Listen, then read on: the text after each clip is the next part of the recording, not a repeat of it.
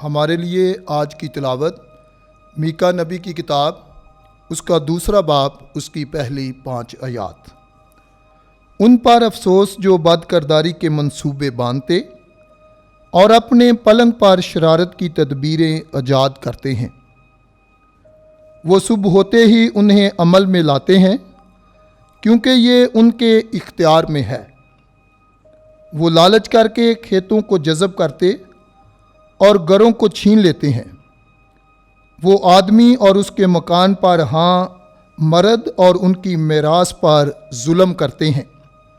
इसलिए खुदावंद यूं फरमाता है कि देख, मैं इस नस्ल पर ऐसी आफत लाने की तदबीर करता हूँ जिस पर तुम अपनी गर्दन ना बचा सकोगे और तुम गर्दन कशी से ना चलोगे, क्योंकि वक्त बुरा है। उस रोज़ तुम पर एक मिसल लाई जाएगी और एक पुरदर्द मरसिया गाया जाएगा और कहा जाएगा कि हम बिल्कुल हलाक हो गए हैं। मेरी उम्मत का बकरा बदल गया है, वो मुझसे कैसे जुदा हो गया है। हमारे खेत बागी को बांट दिए गए हैं, इसलिए तेरा कोई ना होगा जो खुदावंद की जमात में पमैश की डोरी डाले।